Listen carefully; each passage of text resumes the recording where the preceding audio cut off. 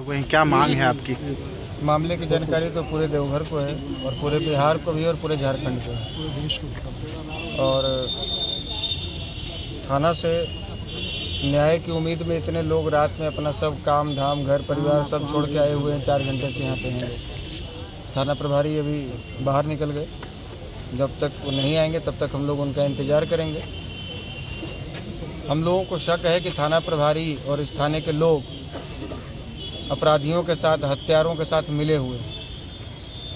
वो उनको बचाने का प्रयास कर रहे हैं। जैसा कि FIR में जो टाइपिंग करके चढ़ाया गया और घटना की तारीख को 9 के बदले 6 कर दिया गया, उसके बाद जिस दिन घटना हुई थी इसी थाना के लोग जाकर वहाँ सबूत मिटा रहे थे टॉर्च जला जला कर रात के अंधेरे में। तो ये कई चीज़ें ऐसी हैं। उसके बाद हथियार लहराया गया जो कि CCTV में देखा। आपने भी देखा होगा, देखा कि नहीं देखा? आप बताइए ना। हाँ, जी, देखा है ना? जब आर्म्स लहराया गया है तो आर्म्स एक्ट लगना चाहिए ना। अपने तरफ से डाल के वो कट्टा और आर्म्स एक्ट आप लगा देते हैं, और जो रियल में आर्म्स लहरा रहा है उस पर आर्म्स एक्ट नहीं लगा रहे। क्यों भाई, क्यों नहीं लगा रहे? उससे डर है, उससे मिले हुए हैं, उससे पैसा खाए हुए हैं। आपका ट्रांसफ़र पोस्टिंग करवा सकता है। किस बात का डर है? हम लोग ये पूछने आए थाना प्रभारी से कि क्या आपके बस का नहीं है उसको गिरफ्तार करना? क्या वो बहुत बड़ा गुंडा है? क्या वो बहुत बड़ा माफिया है? या वो किसी नेता, कोई मंत्री का संरक्षण पा रहा है? तो आप यदि नहीं गिरफ्तार कर सकते हैं तो आप हाथ खड़ा कीजिए। हम आपको वादा कर रहे हैं कि 24 घंटे के भीतर किसी बिल में होगा उसको टांग के लाकर थाने में पटक देंगे। लेकिन आप पहले हाथ खड़ा कीजिए। घटनास्थल पर मारपीट भी किया अभी? सारा कुछ है, सब कुछ CCTV फुटेज में। मेरा भाई जब एक्सीडेंट हुआ, कमर में चोट लगी थी, इंटरनल ब्लीडिंग हुई थी, लेकिन वो बोल रहा था। यदि तत्काल उसको हॉस्पिटल में ले जाया जाता, मानवता भी कहती है कि ठीक है, हमसे यदि गलती हो गई तो हम उसको हाथ पैर जोड़ के, भैया गलती हो गई, हम उसको हॉस्पिटल में पहले बचाएं। पहले बचाना जरूरी है। लेकिन उस हरामजादे ने, कितना बड़ा वो कमीना होगा और कैसे कुल में वो पैदा लिया होगा और कैसे उसकी परवरिश हुई होगी उस राहुल चंद्रवंशी और चंदन चंद्रवंशी की।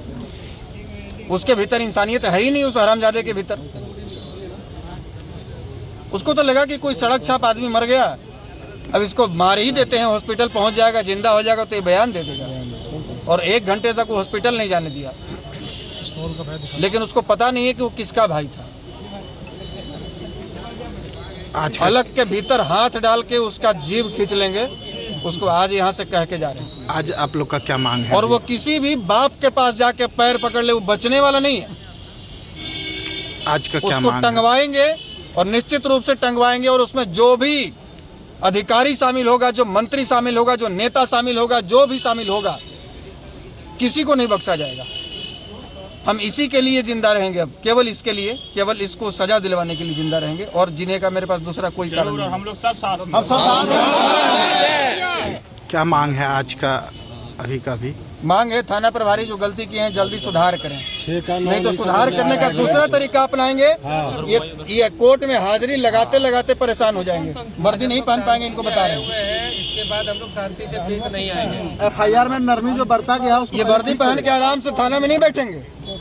इनको कोर्ट का चक्कर लगाते लगाते हालत खराब हो जाएगा, पसीना छूट जाएगा। हम लोग को सब प्रोटोकॉल पता है। 32 मुकदमा अपने ऊपर झेले हुए यहाँ से दिल्ली तक, और अब तक 7 जेल का सफर किए हुए हैं। वकालत का एक धारा हमको पता है। रीट याचिका कैसे एक्सेप्ट किया था ये सब पता है हमको। DIG तक को कोर्ट में हम खड़ा करवाए हैं। ये तो अभी दरोगा हैं। इनको बोले हैं कि हिसाब से चलिए, कोई आपको संरक्षण नहीं देगा। आपको 2 रुपया दे सकता है, आपकी नौकरी नहीं बचाएगा, आपको संरक्षण नहीं देगा। इसलिए काम कीजिए ईमानदारी से। ये वर्दी मिली है आपको न्याय दिलाने के लिए, किसी हत्यारे का साथ देने के लिए नहीं मिली।